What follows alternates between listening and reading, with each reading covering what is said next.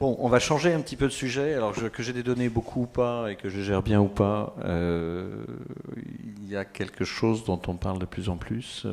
Vous avez entendu l'histoire de cyberattaques, de cyberterrorisme, de rançon, de hackers, de phishing. Donc il y a des tas de mots anglais et il y a des tas de termes. Vous avez probablement entendu parler d'État voyou. Ce genre de choses. Vous avez peut-être entendu parler également de ce parc éolien qui ne pouvait plus être opéré puisqu'il y avait toute une petite constellation de satellites dont les commandes au sol avaient été attaquées récemment, une espèce d'effet rebond d'une attaque d'un État sur un autre, etc., etc.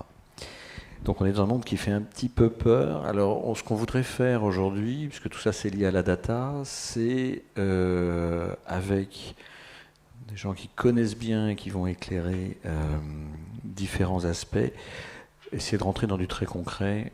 Si on parle cybersécurité, les hackers sont prévenus, mais alors, qu'est-ce qu'on leur a dit en vrai? Est-ce qu'on leur a dit allez-y ou est-ce qu'on leur a dit même pas en rêve? Alors aujourd'hui autour de la table, on a Jonathan Poinin qui est CTO de Explore Group. Nous avons Jérémy Bellec, je les mets dans l'ordre en fait où ils sont sur ma liste et je voudrais bien m'excuser si ça ne respecte pas l'ordre visuel. Jérémy est CEO de Spinalcom. Xavier Simon, qui est directeur cyber chez Sopra Steria. Patrick Prosper, qui est le CISO, donc Chief Information Security Officer du groupe Groupama. Et Jean-Philippe Bertin, qui est associé chez EY, spécialisé dans le secteur real estate.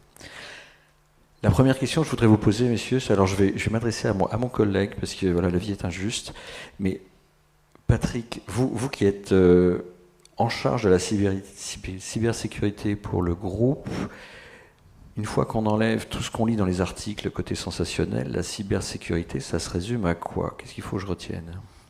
Bonjour, donc c'est la question piège. Alors, en quelques minutes, la cybersécurité, elle consiste à mettre en œuvre les dispositifs qui permettent de garantir la fiabilité, la disponibilité, l'intégrité des données. Bon, une fois que j'ai dit ça, c'est une définition un peu officielle, mais pour assurer la sécurité des données dans un groupe comme le nôtre, et comme il y en a plein d'autres, si je résume, je dirais qu'il y a 6 grandes étapes ou 6 grandes familles d'actions à mener. Déjà, la première d'entre elles, c'est avoir une gouvernance pour piloter toutes les actions autour de la mise en œuvre du dispositif de sécurité. Donc ça, c'est majeur.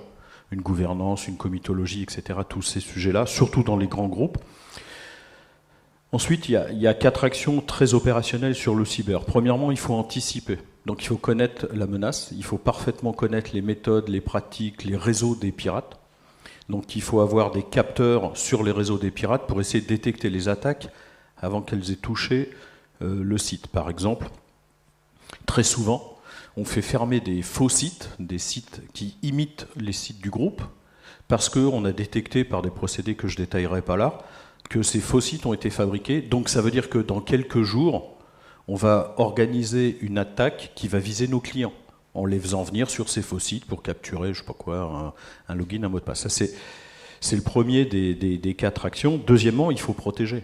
Il faut des systèmes de protection, des antivirus, des firewalls, enfin, plein de choses dont on parle parfois dans la presse, qui coûtent très cher et qu'il faut maintenir 24 heures sur 24. Donc l'anticipation, la protection, mais la sécurité à 100%, je vais peut-être vous décevoir, ça n'existe pas.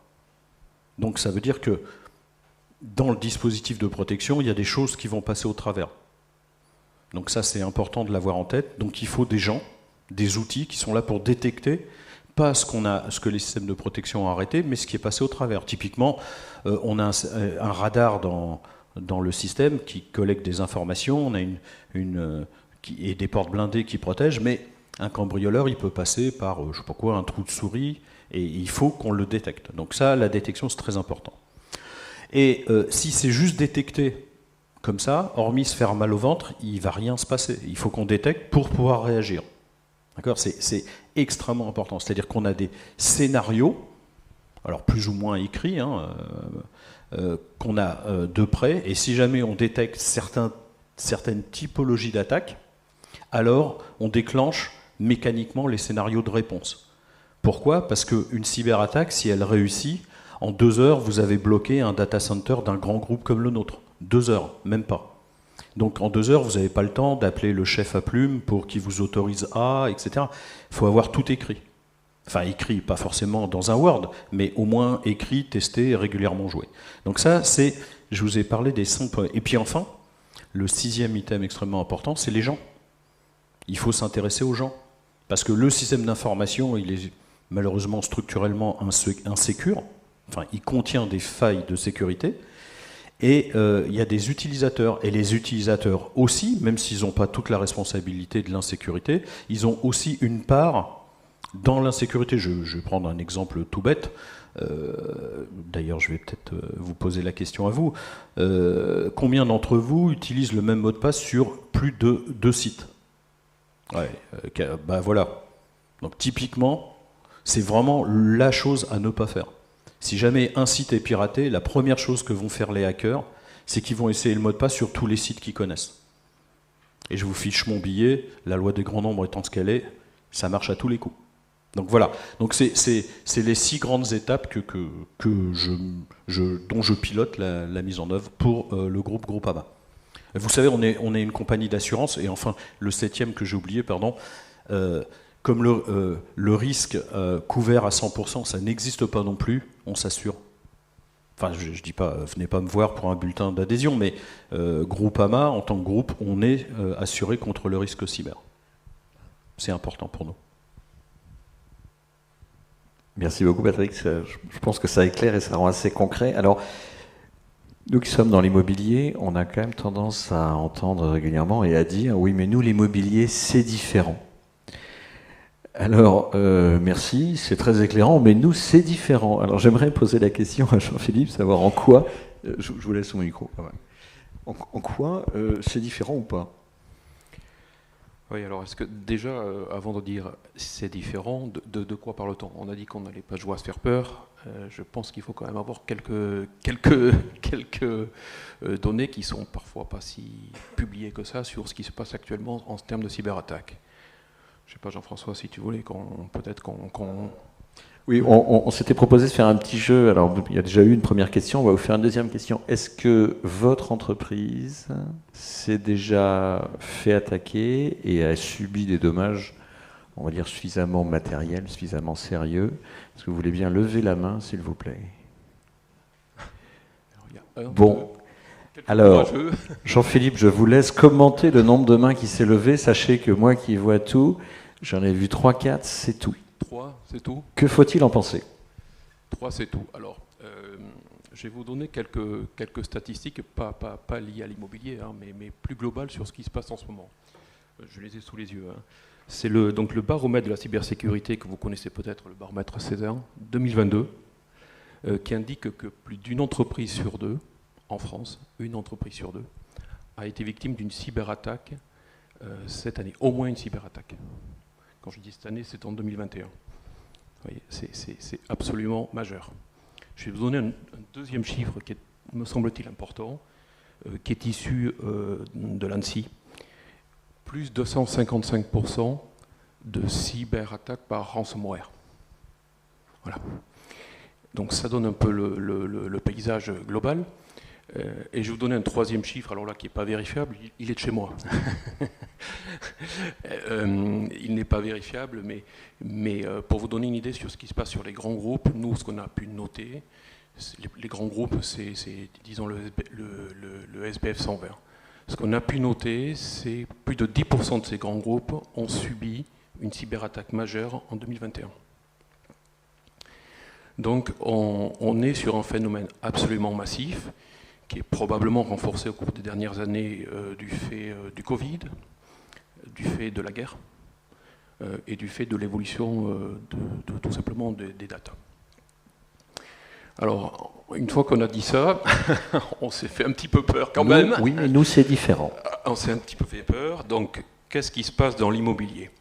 On pourrait se dire, dans l'immobilier de façon globale, finalement, on est dans un secteur moins stratégique. Il y a peut-être moins de données très sensibles comme on peut l'avoir dans des secteurs de haute technologie. Et pourtant, si vous êtes un hacker, qu'est-ce que vous posez comme question? La première, c'est est-ce que c'est facile à hacker? Je crains que dans l'immobilier, la réponse soit oui. Pourquoi? Parce qu'il y a beaucoup de petites entreprises, assez peu protégées. Il y a une deuxième question qu'on se pose, c'est est-ce qu'il y a de l'argent qui circule? Je crains que là aussi, la réponse soit oui. Et il y a une troisième question, c'est est-ce qu'il y a des données? Est-ce qu'il y a des données sensibles? Parce que les hackers adorent les données. Alors on en a parlé ce matin, il y a beaucoup de partage de données. Et je crains que là encore, la réponse à cette question soit oui. Il y a à la fois beaucoup de données personnelles. Vous avez les données sur toutes les personnes, les cartes d'identité par exemple. Mais vous avez également toutes les données sur les bâtiments. Et les données sur les bâtiments, c'est un sujet qui intéresse de plus en plus les hackers. Je pense que vous avez pu le voir, par exemple, lors d'une attaque d'un hôpital, assez récemment. Quand vous prenez le contrôle d'objets interconnectés dans un bâtiment, vous prenez le contrôle de la climatisation, de l'électricité, du chauffage, et vous voyez les dégâts que cela peut induire dans un hôpital, et donc la faculté de rançonner un hôpital. Donc, si je résume, nous sommes dans un univers où il y a beaucoup plus de cyberattaques, et vous êtes dans un secteur où les cyberattaques sont encore plus massives que dans d'autres secteurs. Et elles touchent tout le monde. D'accord ? Elles vont toucher les agents immobiliers, les syndics, les promoteurs, les géants du BTP, les plus petits acteurs du BTP, les acteurs du logement social. Voilà, je pourrais continuer à la liste comme cela assez longuement, mais malheureusement, on peut se faire peur. Ok, donc c'est différent. Ça, j'ai bien compris, parce que de toute façon, je connais la réponse. C'est différent parce que c'est pire. C'est différent parce que c'est pire. Non, c'est en fait, on est dans un secteur où effectivement, il y a beaucoup d'attrait. C'est contre-intuitif, hein, mais il y a beaucoup d'attrait pour des cyberattaques. Voilà. Et ce que l'on voit assez fréquemment, et là je vous parle d'expérience, moi j'ai plutôt une casquette si je puis dire, d'auditeur, de commissaire aux comptes, mais aussi de spécialiste de la transaction. Ce que je peux vous dire, c'est qu'on a beaucoup de dirigeants qui nous appellent, qui victimes de cyberattaques avec des conséquences absolument terribles. Donc on va probablement en parler. On a quelques personnes autour de cette table qui en ont été victimes. Donc il vaut mieux effectivement anticiper, le savoir, et puis commencer à se prémunir. On n'est plus dans les cyberattaques faites par si je caricature, hein, par quelques adolescents dans des chambres. On est dans des cyberattaques organisées parfois par des États terroristes, et vous voyez de qui je veux parler en ce moment. Voilà. Merci beaucoup, Jean-Philippe. J'ai refroidi l'atmosphère. Non, mais c'est génial. Alors, la bonne nouvelle, c'est que du coup, ça crée une opportunité commerciale. Moi, j'ai lu récemment qu'on trouve maintenant sur le Darknet un certain nombre de choses, de services qu'on peut acheter qui sont Cyber Attack as a Service. Donc voilà, je peux mandater quelqu'un pour qu'il attaque quelqu'un une cible que je lui désignerai. Et c'est relativement bien fait. Alors, vous avez dévoilé le sujet. On va profiter du fait qu'on a la présence de Xavier Simon, là, qui est directeur cyber chez Sopra. Sopra s'en est pris une belle. Et en fait, on aimerait, puisque vous levez la main, et merci beaucoup, on aimerait avoir un peu des informations sur qu'est-ce qui vous a surpris, qu'est-ce qui s'est passé, qu'est-ce qu'il faut en retenir. Voilà. Première main. Alors, un vaste sujet. On pense toujours qu'on est à peu près prêt. En fait, on réalise qu'on ne l'est jamais vraiment suffisamment. Sans rentrer trop dans les détails de comment ça s'est passé, mais en rentrant un tout petit peu, en fait, on réalise avec du recul qu'on a quand même eu pas mal de chance, finalement. C'est-à-dire qu'on a compris comment ils étaient rentrés, par du phishing, hein, qui est un collaborateur qui a cliqué sur un mauvais lien qu'il n'aurait pas dû, etc. Ce qui est le cas de la vaste majorité des cyberattaques qu'on peut voir un peu partout. Et en fait, là où on a eu de la chance, c'est que, je reviens un peu sur ce que disait Patrick, c'est nos systèmes les ont vus assez rapidement. Et là où il y a vraiment un facteur chance, c'est qu'en fait, on a réalisé avec du recul que ils auraient changé un tout petit peu leur méthodologie d'attaque, on passait peut-être à côté.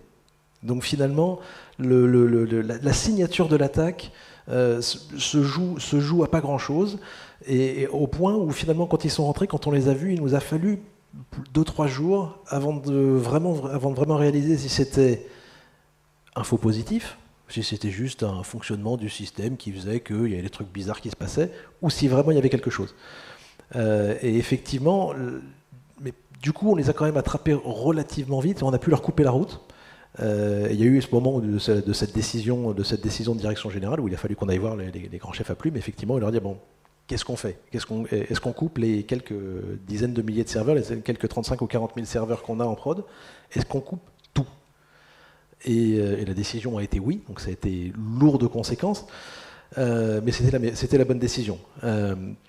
Donc voilà, donc là le moment a été compliqué. On réalise, au-delà de la chance, finalement, on voit aussi que c'est quand même de la chance qui est un peu assistée. Hein, c'est pas que de la chance, c'est-à-dire qu'il y avait un gros élément de préparation en amont qui a été noté derrière par l'ANSSI, qui a félicité par médias interposés Soprasteria sur la capacité de réaction et voilà.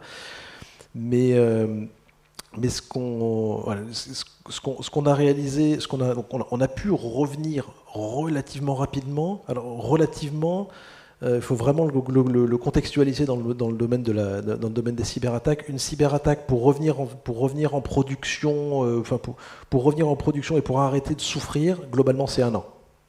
Il faut tous en être conscients. Hein. C'est pas une affaire d'une semaine, c'est pas une affaire etc. C'est 1 an. 1 an d'interruption de service, de difficultés, etc. Et aujourd'hui, 2 ans après, on en sent encore les mouvements et les suites. On a encore quelques éléments qui ne sont pas encore complètement restabilisés, revenus en état. Donc et pourtant, ça s'est passé bien, ça s'est passé souplement. On avait les bonnes personnes au bon endroit, etc. Donc c'est un vrai gros sujet. Maintenant, ce qu'on en a appris, parce que du coup, on a beaucoup revenu sur le dossier en interne. Ce qu'on en a appris, c'est que, alors, oui, je suis d'accord, il faut mettre en place tous ces éléments de préparation, d'automatisation, etc. Mais la phrase sur laquelle on revient régulièrement en interne, c'est la phrase c'est Winston Churchill qui disait ça, qui disait que dans toutes ces années de guerre, finalement, ce qu'il avait appris, c'est que les plans de guerre étaient totalement inutiles. Par contre, la planification est essentielle. C'est l'étape de planification qui permet de se poser la question de OK, le jour où on a ça, comment on fait, comment, etc. C'est ce qui vous permet de vraiment comprendre, non pas les dispositifs de le jour où on va cliquer sur tel bouton, on va faire ci, etc. Mais c'est de vraiment avoir la maîtrise de votre système, de vos informations, de ce qui est important pour vous, etc. Et de pouvoir réagir intelligemment le jour où ça arrive, parce qu'effectivement, le jour où ça arrive, alors quand on a vraiment de la chance, on le bloque complètement, voilà.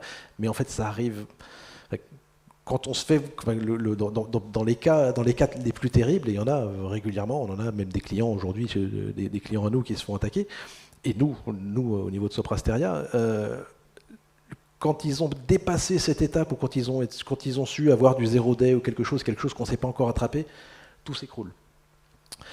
Donc voilà, donc l'autre sujet sur lequel les éléments qui ont changé chez nous, plein de choses ont changé évidemment. On a toute une série de dispositifs qui se sont mis en œuvre pour l'amélioration continue, etc. Il y a eu évidemment une vraie prise de conscience, même si la cybersécurité, de par notre métier, était essentielle. Finalement, je pense qu'au fond de nous, on pensait que c'était surtout une opportunité commerciale et on n'avait pas vraiment suffisamment appliqué chez nous. On est vraiment revenu là derrière. Et derrière, on a toute une série de choses sur lesquelles on a retravaillé. D'ailleurs, les conseils que je peux donner déjà, c'est peu importe votre niveau de readiness, peu importe à quel point vous pensez être prêt, faites-vous accompagner, faites vérifier, faites etc. 100 fois sur le métier, remettez votre ouvrage, parce que de toute façon, un jour, un hacker va arriver qui sera un petit peu plus intelligent que ce que vous avez prévu. Et de travailler avec ne pensez pas qu'à la technique. Il ne faut pas penser qu'à comment on redémarre les systèmes, etc. Pensez à l'écosystème autour de vous. Nous, ce qui a été compliqué, au-delà des aspects techniques, c'est quels sont les clients qu'on doit prévenir, comment on doit les prévenir, quel est notre cycle de validation juridique, quel est notre cycle de validation, etc. C'est plus là-dessus qu'on a eu des complexités en interne dans le grand groupe que sur la partie technique. La partie technique, il a fallu dérouler, c'était compliqué, c'était lourd. Mais le processus autour de gestion de la crise a été plus pénible que prévu. Préparez-vous là-dessus. Un jour, malheureusement, un jour, ça risque de vous arriver. Malheureusement, un jour, ça va vous arriver. Et voilà, préparez-vous et faites-vous accompagner. Je me sens tout de suite beaucoup mieux. Merci beaucoup. Mais merci d'avoir partagé ces choses-là. On lit quelques petites choses dans la presse, mais globalement, on ne lit pas grand-chose sur la façon dont ça a été vécu une fois que ça se produit. C'est très important parce qu'on mesure le niveau de douleur, mais aussi on a un retour d'expérience qui est très utile pratiquement. Je voudrais faire le lien avec d'autres tables rondes, d'autres interventions qu'on a pu avoir ce matin. Là, on dit, voilà, on est à l'instant PropTech, là. C'est-à-dire qu'avant l'immobilier, c'était des piles de papier dans des armoires et puis des immeubles qui étaient connectés au réseau électrique. Bon. Voilà. Alors maintenant, c'est de moins en moins vrai, parce que déjà, quand même, on s'envoie des PDF par mail, vous vous rendez compte, mais de plus en plus, c'est des flux de données, et les bâtiments sont des objets qui sont connectés au réseau, qui sont interconnectés, qu'on peut même opérer à distance, etc., etc. Et donc, un aspect croisant ça et la croissance des PropTech, où on va avoir de plus en plus de data et de digitalisation, vous êtes pile poil là-dedans. Est-ce que vous pouvez nous expliquer en quoi finalement c'est différent, mais c'est pas différent parce qu'on a des immeubles? Alors je vais essayer. Alors déjà, je vais essayer de dédramatiser aussi. La sécurité, c'est juste la sécurité informatique, c'est inhérent au métier de l'informatique, tout comme la sécurité d'un bâtiment, c'est inhérent au monde du bâtiment. En gros, ici, on vit dans un bâtiment, ce bâtiment est exploité, il offre un vrai service qui permet à des gens de travailler, à nous tous de nous réunir. C'est pas parce qu'il y a des problèmes de sécurité qu'on ne construit pas le bâtiment ou qu'on ne vient pas dans ce bâtiment. Voilà, en gros, on vient dans ce bâtiment, donc il y a des gens qui sont responsables de la sécurité. Donc on a des systèmes de contrôle d'accès et on a décidé qu'il y avait des zones du bâtiment qui étaient plus sécurisées que d'autres. On a réfléchi à tout ça. Quand on fait un chantier, on réfléchit à la sécurité sur le chantier. Voilà, ça peut être la sécurité des personnes, etc. Et c'est pas parce qu'il y a des problèmes de sécurité qu'on ne fait pas le chantier. On le fait le chantier parce qu'il y a un vrai service, il y a un vrai objectif à la fin qui est de fournir un bâtiment. Et bien, comme on doit fournir ce service, on va gérer toutes les contraintes associées et la sécurité est une contrainte. Bon, alors nous, on fait du bâtiment digital. Votre bâtiment ici, ce bâtiment-là, par exemple, il fait presque 40 000 m². Il génère 20 millions de données par jour. Vous ne savez peut-être pas, mais on est sur du big data à l'échelle du bâtiment tout seul. Et je ne parle pas de données étranges, hein. Je parle des capteurs de température, des capteurs de présence, des capteurs de CO2, du contrôle d'accès, du système de sécurité incendie, des systèmes de gestion des tickets de maintenance, etc. Voilà, donc les données qui servent tous les jours. Est-ce que, parce qu'il y a des problèmes de sécurité, je vais arrêter de bien gérer tout le bâtiment? Non, non. En fait, quand on parle de données, 25% du métier de tous ceux qui travaillent sur la donnée, c'est de gérer la sécurité des données. On y est tous, toutes les PropTech qui travaillent ici, 25% de leur métier, c'est de réfléchir à des problèmes de sécurité. Voilà. Simplement parce que c'est une contrainte inhérente à notre métier. Donc, juste dédramatiser en disant que c'est normal, et c'est tellement normal que dans l'IT, il y a des gens qui font ça depuis très longtemps, qui s'appellent des DSI, et que globalement, il faut les impliquer dès qu'on veut faire gérer de la donnée, c'est-à-dire envoyer la bonne information à la bonne personne au bon moment, au bon endroit. On va créer un système d'information, et pour ça, on a besoin d'une direction d'un système d'information qui va vous garantir que le service fonctionne, mais qui va aussi vous garantir qu'il n'y a pas de problème de sécurité, ou qui va être là pour gérer les problèmes s'ils viennent ou quand ils viendront, parce que voilà, des problèmes, ça vient tout le temps, donc il faut être là pour les gérer, quoi. Voilà, donc ça, c'était la première chose que je voulais dire, c'est pas une raison de ne pas aller vers la bonne gestion des données. Voilà. Et surtout que la bonne gestion des données, ça apporte des vrais services. On va parler de ce bâtiment. Pourquoi est-ce qu'on gérait mieux les données? On a parlé beaucoup d'ESG, et on veut passer du reporting ESG à l'impact, c'est-à-dire être capable d'agir. Mais être capable d'agir, je prends un exemple, sur ce bâtiment-là, est-ce que pendant le Covid, il n'y a plus personne dans le bâtiment? Est-ce que le bâtiment consomme moins aujourd'hui? En fait, malheureusement, non. Malheureusement, non. Il ne consomme pas moins parce qu'il y a des systèmes de régulation thermique qui se mettent en route le matin et qui s'arrêtent le soir automatiquement, qu'il y ait du monde ou pas dans le bâtiment. On pourrait dire, attendez, je veux plus de services et maintenant je veux agir. Ça veut dire que je veux faire en sorte que mon bâtiment consomme que quand il est utilisé et que quand les salles sont vides, elles se mettent en veille. Ça veut dire qu'il faut que je sois capable de récupérer des données du capteur de présence, des données de consommation et que je sois capable de piloter les équipements qui sont dans une salle. 3 outils qui fonctionnent dans des logiques complètement séparées aujourd'hui. Il faut que je puisse les regrouper, les analyser, et puis être capable simplement de comparer l'usage réel avec l'occupation réelle et de pouvoir piloter. Sur des bâtiments qui sont en moyenne occupés à 50% aujourd'hui, on pourrait dire qu'il y a 50% d'économie d'énergie à faire. C'est énorme. Le potentiel est énorme. C'est un service qui est énorme. Pour rendre ce service, il faut bien que je récupère toutes ces données, que j'interconnecte ces données. Ça veut dire que j'ai un système qui soit capable de piloter le bâtiment tout seul. Bon, la contrainte de sécurité en face, c'est que potentiellement, est-ce que c'est dangereux ? Qu'est-ce qui se passe si demain, quelqu'un arrive à prendre le contrôle du bâtiment et ferme toutes les portes, éteint toutes les lumières et coupe l'électricité ? Ça a un impact sur la vie de l'entreprise. Plus personne ne peut bosser. Ça a un impact réel, potentiel, financier, qui n'est pas anodin. Et donc on voit bien qu'on est sur du bâtiment, on est sur un objet physique, et on touche vraiment à la vie de l'entreprise. Voilà. Donc j'ai un service qui peut être exceptionnel, et j'ai une contrainte de sécurité informatique qui est associée. Elle est normale, elle est logique, donc il faut la prendre en compte. Et c'est pour ça qu'un des messages, je pense qu'on va tous faire passer, c'est que on peut faire de la data gadget. Il y a du greenwashing, il y a aussi du digital washing, c'est-à-dire je prends du petit gadget, etc. Où on peut essayer de le faire sérieusement pour avoir des vrais services qui sont des services à très très forte valeur ajoutée potentiellement, genre baisser de jusqu'à 50% sa consommation énergétique, ou en tout cas adapter la consommation du bâtiment à son usage réel. C'est un vrai service qui a une vraie importance, qui a un vrai impact. Voilà. Mais il y a des vraies contraintes associées, et pour ça, il faut se faire accompagner par des professionnels dont le métier, c'est ça. C'est-à-dire que les DSI dans les bâtiments aujourd'hui, elles ne sont pas là pour rien. Elles sont là pour vous offrir le service et pour garantir qu'il y aura de la sécurité sur service. Et donc le monde de l'immobilier, il n'est pas à part par rapport aux autres domaines. Le bâtiment n'est pas à part par rapport à ce domaine. C'est un métier qui apporte énormément de services. On vit tous les jours dans nos bâtiments, on les exploite tous les jours pour travailler.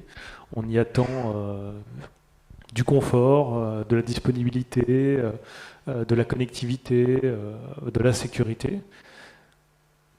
Il y a la contrainte en face, et si on veut bien gérer cette contrainte, alors déjà toutes les PropTech, toutes les boîtes qui gèrent cette data, elles y sont sensibles, on n'a pas le choix, on remplit des questionnaires de sécurité de la part des DSI qui font à peu près le Vichy A3, il y a 350 questions, je pense, on répond à ça régulièrement. Voilà, c'est des contraintes, mais c'est des contraintes où il y a déjà des gens qui sont compétents pour répondre à ces contraintes. Et surtout, il ne faut pas se priver de vous rapprocher des DSI et de créer des DSI immobilières dont le métier, c'est de garantir la fourniture des services et de garantir la sécurité sur l'ensemble des données qui seront mises à jour. Merci beaucoup. Effectivement, là, on voit que c'est normal, mais c'est quand même un chantier devant nous, quelque chose qu'il faut prendre de manière extrêmement consciente et s'organiser pour, quoi. Comme le chantier de la gestion des données, au fait, c'est le même chantier, c'est exactement le même. On y va bien. On y va bien, ça veut dire qu'on y va en disant tiens, j'ai de la valeur à ça, mais je gère aussi les contraintes liées à ça. Parfait, très clair. Merci beaucoup. Jonathan, moi je voulais vous qui êtes chez Explore. Alors Explore, c'est une plateforme qui, vue de ma fenêtre, et bien évidemment, c'est pas un pitch commercial parce que je ne sais pas faire ça, mais vous vivez de la vente de market data. Donc il y a un aspect de la sécurité qui a été mentionné, mais un petit peu en passant, on pense tout de suite disponibilité. Ah, j'ai plus accès à mon système d'information, là je suis dans le noir, je suis embêté, ok, ça c'est un premier aspect. Deuxième aspect, on m'a volé des données, confidentialité, il ne fallait pas que ça circule, etc. Troisième aspect, l'intégrité des données. On peut très bien me mettre à genoux, moi Explore, en allant tout pourrir, mais tout est toujours très accessible. Comment vous gérez ça ? Alors, il y a bien deux choses distinctes. La première, comme l'a dit Jérémy, c'est que c'est fait partie intégrale de notre métier de sécuriser notre système d'information. Donc ça, on a une équipe qui est dédiée et on a essayé de suivre ce que Patrick a dit, c'est il y a 7 étapes. Depuis 2015, on suit ces différentes étapes et on est accompagné d'une entreprise pour sécuriser notre système d'information et on n'est pas des experts, donc on s'est vraiment fait accompagner d'experts pour la sécurisation de la donnée. Et ensuite, l'intégrité de la donnée, ça c'est un second sujet. Et aujourd'hui, ce que l'on a décidé de faire chez Explore pour l'intégrité de la donnée, c'est, alors comme beaucoup d'entre vous j'imagine, c'est de s'appuyer sur des référentiels qui soient fiables au départ. C'est que si on commence à construire un système d'information sur des données qui ne sont pas fiables, a priori en sortie on va avoir quelque chose de pas fiable. Donc le premier élément, c'est de se mettre d'accord avec tous les acteurs qui font notre écosystème, de se dire est-ce que ce référentiel-là qu'on prend comme référence, on est tous d'accord pour que la donnée qui en sorte est juste. Donc ça c'est le premier élément qu'on a décidé. Alors on n'a pas pris des choses qui sont très originales, on a pris la base Sirène, le référentiel BAN, un certain nombre de référentiels qui sont connus de tous ici, mais qui sont notre élément de base. Et ensuite, quand on va venir, nous, dans notre métier, enrichir la donnée, on va toujours essayer de la croiser avec ces référentiels et de la croiser à plusieurs niveaux. Et donc tout à l'heure, on a parlé de data engineer, data scientist, data stewardship, des data comme ça, il y en a plein chez moi. Et en fait, tous ont bien un rôle qui est bien distinct. On va avoir des personnes qui vont vérifier que ce que l'on rentre est juste, pour garantir que ce qu'on va diffuser ensuite est plutôt bon. On va avoir des data engineers qui eux, vont croiser les données pour vérifier qu'elles soient cohérentes les unes avec les autres, ou éviter de saisir 2 fois la donnée quand on peut ne l'avoir qu'une seule fois pour ensuite, quand on diffuser la bonne information. On va s'appuyer sur les data scientists qui eux vont développer des algorithmes de machine learning pour essayer de détecter des nouvelles choses ou détecter des problèmes dans la donnée, parce qu'on peut, avec les notions d'IA, être novateur, mais on peut aussi contrôler ce que l'on fait. Et nous, aujourd'hui, on a plutôt pris le parti de contrôler que ce que l'on va vous diffuser, ou que ce qu'on diffuse à nos clients, ce soit de la donnée qui soit de qualité. Et une fois qu'on a cette donnée qui est cohérente et consistante dans nos systèmes, aujourd'hui, chez Explore, on n'a pas été à l'étape d'après, c'est d'avoir des algorithmes de hachage qui vont vérifier que la donnée qu'on a insérée au début, elle est constante dans sa vie. On n'a pas été jusque-là. Ce qu'on a décidé de faire, c'est plutôt de sécuriser le fait qu'on ne puisse pas altérer la donnée une fois qu'elle est saisie dans notre système. Donc ça, c'est un parti pris. Il y en a d'autres.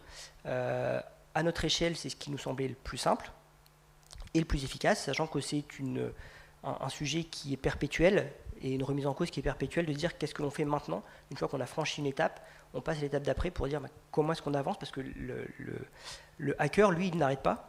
Et il est toujours innovant, il cherche toujours des nouvelles choses, et il faut qu'on soit vraiment en veille sur ce sujet-là pour sécuriser et empêcher l'intrusion. Bon, vrai gros chantier. Très intéressant, parce qu'effectivement, ça donne un niveau de garantie pour le client final qui est quand même... qui fait partie de la promesse de valeur. Ça, c'est donc la valeur de la donnée, on la mesure bien à vous écouter. Et on peut prendre des décisions business sur cette base-là, c'est pas mal. Un autre aspect des choses qu'on se proposait de discuter dans cette table ronde, là, c'est, moi je travaille chez un asset manager, donc mes collègues ou moi, on va faire travailler des avocats, des bureaux d'études techniques, des notaires, des cabinets d'archi, des web agencies, des prestataires informatiques, des gens qui vont s'occuper du RIE, etc., etc. Dans un certain nombre de cas, et là c'est moi qui lève ma main, donc vous saurez que de temps en temps on a eu des événements un peu rigolos, pas majeurs, mais on a eu quelques petits événements rigolos en termes de sécurité d'information. C'est venu de nos prestataires. Donc la question que j'ai envie de poser, peut-être si 2 d'entre vous peuvent apporter un élément de réponse là-dessus, ou leur vision de la chose, c'est comment je m'assure que quand je rentre en relation avec un partenaire, un prestataire, il ou elle, l'entreprise, est, on va dire, suffisamment consciente et équipée pour que finalement le problème ne vienne pas de là. Je vais m'occuper de mes affaires, comment s'occupe-t-il des leurs de manière à ce que les nôtres soient à peu près protégés? Alors, je ne sais pas, qui a envie de prendre ça? Alors déjà, ce qui est intéressant, c'est que là, on parle de qui est responsable de quel périmètre de données. Voilà. Ça veut dire que la donnée est un asset, vous êtes propriétaire de bâtiment, c'est quoi les données dont vous êtes responsable, celles dont vous avez la responsabilité de sécuriser vous, et ensuite vous allez prendre votre PM, vous allez prendre un FM qui lui-même a des systèmes d'information, c'est lui qui est en responsabilité de sécuriser ces données. Ça veut dire qu'on est en train de se poser des questions. Quelle est la donnée dont je suis propriétaire? Voilà. Ça veut dire quoi en être propriétaire? Ça veut dire bien sûr qu'elle m'apporte de la valeur, mais ça veut aussi dire j'en suis responsable. Et quelle est la donnée dont je ne suis pas propriétaire? Quelle est celle qui est soit la propriétaire de mon occupant, propriété de mon occupant, soit la propriété de mon facility manager, et donc c'est à lui d'en être responsable. Et donc en fait cette réflexion elle est doublement intéressante parce qu'on se dit, en fait ça force à poser la question de la propriété de la donnée, et donc de la valeur de la donnée, et donc des contrats d'échange, de partage de données entre nous, entre le propriétaire, le locataire, les prestataires, etc. Et donc ça force à essayer de venir finalement encadrer tout l'aspect juridique sur la gestion et la bonne propriété des données. Et à partir du moment où il y a un contrat de propriété, il y a de la valeur, il y a des choses derrière aussi qui en découlent. Donc c'est une réflexion qui va finalement, qui non seulement permet de distinguer les responsabilités, mais qui va beaucoup plus loin que ça. Parce qu'elle permet aussi de distinguer la valeur et la propriété dont... Voilà, quand je revends mon bâtiment, est-ce que je revends les données qui vont avec? Et je revends le périmètre de responsabilité de sécurisation des données qui va avec. Voilà. Donc typiquement, moi en tant que propriétaire du bâtiment, je suis par exemple propriétaire aussi du système de gestion technique qui fait la climatisation, le chauffage, etc. etc. Il produit des tonnes de données, de température, de présence, de confort, de CO2, etc. Ces données, est-ce que je les sécurise moi? Est-ce que c'est moi mon rôle d'investir pour la sécurisation de ces données en tant que propriétaire du bâtiment? Même si c'est pas moi qui en ai l'usage tous les jours, puisque globalement, ces données de présence, ça va distinguer la présence de l'entreprise locataire. Est-ce que ça me dit quelque chose sur l'entreprise locataire si jamais je vois qu'il n'y a personne dans les locaux pendant 2 semaines? Ça peut me dire des choses, ça peut me donner des informations sur cette entreprise. Est-ce que c'est à elle de sécuriser ça, alors que c'est moi qui suis propriétaire du système qui le met en œuvre? Là, il y a un contrat. Il y a un contrat de partage, d'échange, qui doit se faire entre vous êtes propriétaire des systèmes, donc de la donnée qui en sont issues, mais c'est une donnée qui me concerne moi, locataire, donc je passe un contrat pour que vous sécurisiez l'ensemble de ces données pour moi. Et bien sûr, je paye un loyer ou je paye des charges liées à ça, et donc il y a de la valeur qui est liée à ça. Mais ça, c'est très intéressant de parler finalement de cette partie contractualisation autour de la sécurisation, parce que ça permet de définir la propriété, les notions de propriété, la valeur et les responsabilités. Oui, alors peut-être en complément, peut-être 2 recommandations toutes simples. Dès lors qu'on confie effectivement une donnée dont on est propriétaire, il faut, comme toute propriété, il faut qu'on puisse s'assurer de son intégrité. Et donc simplement, ce qui peut être fait, c'est dans des contrats avec vos fournisseurs, vos prestataires de services, c'est insérer une clause d'audit qui vous permet d'aller voir ce qui a été fait. Et évidemment, de l'activer ponctuellement, soit par des audits internes, soit par des audits externes, pour s'assurer que finalement la propriété de la donnée que vous avez confiée est correctement sécurisée et traitée. Patrick, tu veux compléter à nouveau? Oui, je voulais juste compléter, enfin je ne vais pas redire ce qui vient d'être dit, je suis complètement en ligne. Ce qu'il faut se souvenir, c'est que la donnée, elle a une valeur. Donc les pirates, quand ils volent les données, ils les monétisent. Donc il faut considérer que le nom, prénom d'une personne, elle se transforme quasiment immédiatement en bitcoin ou en euros, peu importe. Donc ça, c'est un premier point. Deuxième point, il faut bien protéger. Le contrat, dans ce que j'ai cité tout à l'heure, le contrat est un dispositif de sécurité. C'est extrêmement important de faire porter dans le contrat les clauses qui montrent l'exigence du donneur d'ordre versus le faiseur. Ça, c'est un point complémentaire que je voulais apporter. Et deuxièmement, il faut protéger les données, certes, mais il faut protéger le système d'information lui-même, pas que les données qu'il héberge. Je m'explique. Il y a 2 motivations dans les actes de piratage en majeur. Il y a celle de la monétisation, dont on vient de parler, la valeur des données, etc. Mais il y en a une autre, c'est d'utiliser le système d'information de l'entreprise attaquée pour en faire une autre finalité que ce à quoi il est destiné à l'origine. Par exemple, détourner la puissance de calcul de vos serveurs pour miner des bitcoins. Utiliser la puissance de feu de vos infrastructures réseau pour amplifier votre attaque. C'est des grands classiques. Il ne faut pas minorer ça. Nous, on prend des attaques, on en prend tous les jours, qu'on résiste. Des fois, on résiste moins bien, mais on en a tous les jours. Et c'est 50-50, des attaques qui visent à voler les données, des attaques qui visent à porter atteinte au système d'information dans une finalité de, j'allais dire weaponisation, mais j'allais dire d'armement, d'utiliser notre système d'information pour en attaquer l'autre. Parce que les relations de confiance entre... Alors, moi, je représente une entreprise d'assurance, mais les entreprises d'assurance échangent beaucoup, on échange beaucoup de données avec les banques, et on a plutôt confiance dans les confrères. Donc si on attaque le système d'information de mon entreprise, on a un a priori de confiance pour aller attaquer celui d'une autre entreprise du même milieu, par exemple. Donc ça, c'est un point important. Et les prestataires, quelle que soit leur nature, de plus en plus, on a le COFAS du cyber.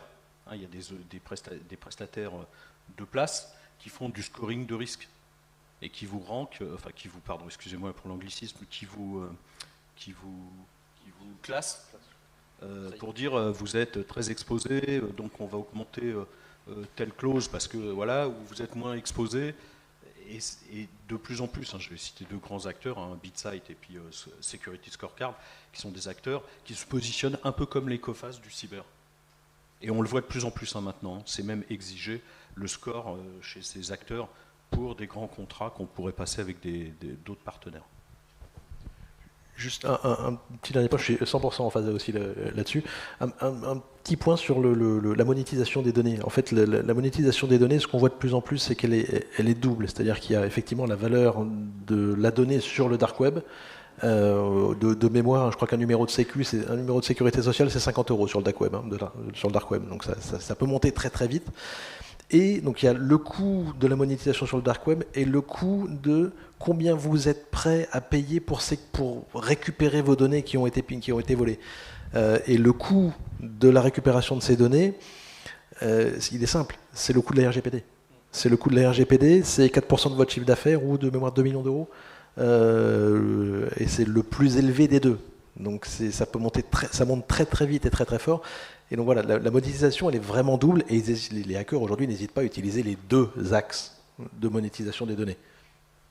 C'est ce qu'on voit dans les hôpitaux en ce moment, les hôpitaux d'Essonne, etc. C'est terrible. Et ce qu'on voit en plus, c'est que les hackers n'ont absolument aucune éthique.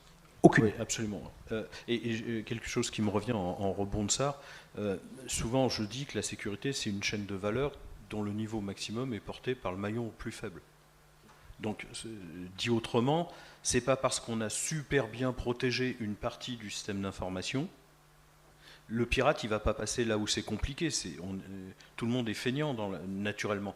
C'est la politique du moindre effort. Il va attaquer le maillon le plus faible. Donc, les grands groupes mettent beaucoup d'argent pour se protéger. Alors, c'est sans doute perfectible, mais il y a un certain niveau de protection. Donc, les pirates, ils vont passer par des systèmes d'information qui sont construits, provisionnés par des entreprises de moindre taille, dans l'espoir qu'ils aient moins d'investissement sur les systèmes de sécurité. Je vais prendre une caricature, si vous cherchez dans la littérature, vous chercherez le cas Target. Target, c'est Carrefour aux États-Unis. Ils se sont fait voler 16 millions de numéros de cartes bancaires avec les skimmers, là, les lecteurs de cartes. Et en fait, le pirate, il est passé par le prestataire de gestion de la climatisation. C'est par là qu'il est passé. Il n'a pas attaqué de front les back-office de Target, mais il a attaqué un fournisseur qui pilotait, je sais pas, c'est un système connecté. Moi, je ne suis pas un spécialiste de ça, mais c'est des systèmes qui sont connectés, ils étaient mal protégés, le pirate, il est passé par là, c'était connecté sur le réseau d'entreprise, et puis de proche en proche, voilà comment les attaques se construisent aujourd'hui. Et même en interne, on l'a tous aussi, c'est les systèmes de test, typiquement. Voilà, les systèmes de protection en général sont blindés, on a tout, etc. Puis on a le système de test qui est utilisé par l'équipe de recettage, puis c'est plus facile si on laisse les accès ouverts, etc. Et qui sont des portes ouvertes béantes, donc auxquelles on fait la chasse nous en interne de manière assez violente. Il nous reste quelques minutes. Merci pour ces anecdotes, mais enfin ces exemples très concrets, parce que je pense que ça rend les choses très parlantes. Écoutez, merci beaucoup. On a clarifié, j'espère, et puis donné un peu le niveau des enjeux. L'immobilier, c'est différent, c'est différent. Le sujet, il est tout aussi prégnant et il doit être un peu conscientisé. Donc j'espère que ça vous a aidé à vous forger une position si vous n'étiez pas clair.